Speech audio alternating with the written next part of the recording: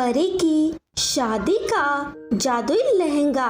Hello दोस्तों, आज जो मैं आपको कहानी सुनाने जा रही हूँ, ये कहानी है परी की शादी के जादुई लहंगे की कहानी।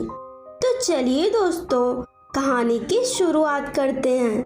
सिमरन परी बहुत ही अच्छी परी थी और अपनी माँ के साथ रहती थी।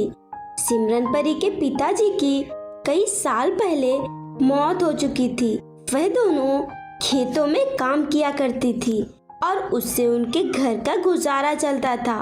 एक दिन सिमरन परी की माँ बीमार हो जाती हैं। माँ, अब हम काम कैसे कर पाएंगे? आप तो बीमार हो गई हैं और मैं अकेले सारा काम कैसे कर पाऊंगी? बेटी, तुम चिंता मत करो, जब तक मैं ठीक नहीं हो जाती तुम काम करने नहीं जाओगी। पर माँ, घर का खर्चा कैसे चलेगा? तुम चिंता मत करो, मैंने कई सालों से तुम्हारी शादी के लिए कुछ पैसे बचा कर रखे हैं। अब वो पैसे हमारे काम आएंगे। जब तक मैं बीमार हूँ तुम उन पैसों से खर्चा चलाओ। ठीक है माँ। फिर सिमरन परी उन पैसों से अपनी माँ की दवाइयाँ लाती है। कुछ दिनों बाद उसकी माँ की तबीयत सुधरने की जगह बिगड़ने लगी। सिमरन परी बहुत ही परेशान हो गई। उसे कुछ समझ नहीं आ रहा था कि वह क्या करे। फिर कुछ समय के बाद अचानक उसकी माँ की भी मृत्यु हो गई। सिमरन परी पर दुखों का पहाड़ टूट पड़ा। पहले से ही इतनी गरीबी और फिर उसकी माँ के जाने का दुख। घर में खाने का एक दाना भी नहीं था। फिर कुछ दिनों बाद सिमरन परी अकेले ही खेतों का काम करने लगी। वह खेतों की रखवाली करती थी। इससे उसे कम से कम खाने के लिए तो पैसे मिल ही जाते थे। इसी तरह से दिन बीतने लगते हैं। पर सिमरन परी जो काम करती थी उससे उसे सिर्फ उसका खाना ही चलता था। उसमें से एक भी पैसा नहीं बचता था। ऐसे ही कैसे चल पाएगा? इस तरह तो सिर्फ खाना ही खा पाऊंगी, बचेगा कैसे? मुझे और कोई काम शुरू कर देना चाहिए, पर क्या करूं कुछ समझ नहीं आ रहा। क्यों न मैं खुद का ही काम शुरू करूं? ये ठीक रहेगा, पर उसके लिए भी तो पैसे चाहिए। ऐसा कोई काम नहीं है जो बिना पैसों के शुरू हो सके। बाहर जाकर कहीं और काम ढूंढना होगा। खुद के काम के बारे में मैं बाद में सोचूंगी। फिर सिमरन परी काम ढूंढने के लिए निकल जाती है और कुछ समय चलने के बाद वह एक जंगल में पहुंच जाती है। वहाँ आसपास कोई नहीं था। मैं थोड़ा आराम कर लेती हूँ, फिर ढूंढूंगी काम। वह वहीं पर बैठे बैठे सो जाती है। जब उसकी आँख खुलती है तो वह देखती है कि उसके सामने एक लहंगा था जो कि शादी का लहंगा था। उसे देखकर सिमरन परी बहुत ही डर जाती है। ये क्या? ये लहंगा तो उड़ रहा है, पर ये उड़ कैसे सकता है? वह लहंगा बोलने लगा और बोला, मैं एक जादुई लहंगा हूँ और मैं तुम्हारी मदद करने के लिए यहाँ आया हूँ। मैं सब जानता हूँ कि तुम्हारी जिंदगी किस तरह से बीत रही है, इसीलिए अब तुम अपने घर जाओ, तुम्हें सब कुछ बदला हुआ मिलेगा। सिमरन परी को उसकी बातों पर यकीन नहीं होता है, पर फिर भी वह अपने घर चली जाती है। और वह जैसे ही अपने घर जाती है तो वह देखती है कि उसकी झोपड़ी की जगह एक बहुत बड़ा महल था। उसे देखकर खुशी परी बहुत ही खुश हो जाती है। उसकी खुशी का ठिकाना ही नहीं था। अगर आपको ये कहानी अच्छी लगी हो तो हमारे वीडियो को लाइक करें और हमारे चैनल को सब्सक्राइब भी कर लें।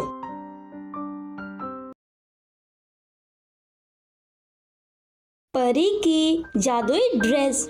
हेलो दोस्तों, आज जो मैं आपको कहानी सुनाने जा रही हूँ, ये कहानी है परी की जादुई ड्रेस की कहानी।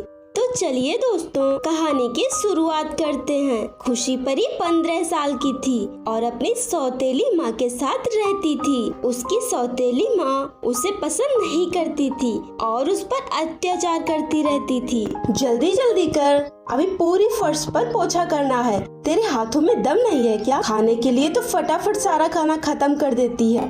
माँ, मैं कर रही हूँ, अभी थोड़ी ही देर में हो जाएगा। और फिर सारा काम खत्म करके बाजार से सब्जी भी ले आना। ठीक है माँ। मैं अभी आराम करने के लिए जा रही हूँ और तब तक खाना भी तैयार हो जाना चाहिए। पर माँ, मैं इतना सारा काम कैसे कर पाऊंगी? और खाना बनाने के लिए लकड़ियाँ भी तो चाहिए। कल की पिटाई भूल गई क्या, जो तू मुझसे सवाल करेगी? तेरे समझ में नहीं आता क्या? मुझे पागल मत कर, समझी? नहीं माँ, मैं तो बस। चुपचाप सारा काम खत्म कर। हे भगवान, ये सब क्या हो रहा है? मेरी मदद कीजिए।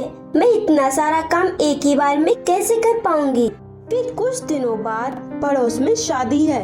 मैं अपने लिए कपड़े लेने जा रही हूँ। घर का ख्याल रखना और सारे काम खत्म कर लेना। फिर खुशी परी डरते हुए कहती है, माँ, क्या आप मेरे लिए भी ड्रेस ले आएंगी? उसकी माँ हंसते हुए बोली, तुझे ड्रेस की क्या जरूरत? लोग तो वैसे भी तुझे इस घर की नौकरानी समझते हैं ना। फिर वह वहाँ से चली जाती है।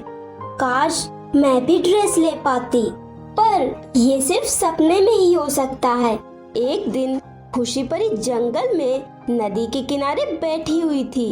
कुछ देर बाद वहाँ एक चिड़िया आकर गिरती है। उसे काफी चोट लगी हुई थी। खुशी परी उसे उठाती है और फिर कुछ देर बाद वह चिड़िया एकदम ठीक हो जाती है और अचानक उसका आकार बड़ा होने लगता है और वह बहुत ही बड़ी हो जाती है। मैं एक जादुई चिड़िया हूँ। तुमने मेरी मदद की है। मैं तुम्हारा एहसान कैसे चुकाऊं? तुम जो भी मांगोगी मैं तुम्हें फिर सब दूंगी। वो मुझे कुछ नहीं चाहिए, बस आप कुछ ऐसा कीजिए जिससे मेरी माँ मुझसे प्यार करने लगे और कभी भी न मारे। मुझे काम करने में कोई प्रॉब्लम नहीं है, बस मैं अपनी माँ का प्यार चाहती हूँ। वह चिड़िया अपनी जादुई शक्ति से खुशी परी के लिए एक जादुई ड्रेस देते हुए कहती है, ये लो, ये एक जादुई ड्रेस है। तुम इसे पहनकर जो भी बोलोगी सामने वाला वही करेगा, और अभी इसका गलत इस्तेमाल मत करना। मैं आपकी बातों का ध्यान रखूंगी। खुशी परी वह ड्रेस लेकर अपने घर चली जाती है और उसकी सारी इच्छाएं पूरी हो जाती हैं। फिर वह अपनी माँ के साथ खुशी खुशी रहने लगती है। अगर आपको ये कहानी अच्छी लगी हो तो हमारे वीडियो को लाइक करें और ऐसे ही और कहानियों के लिए चैनल को सब्सक्राइब कीजिए।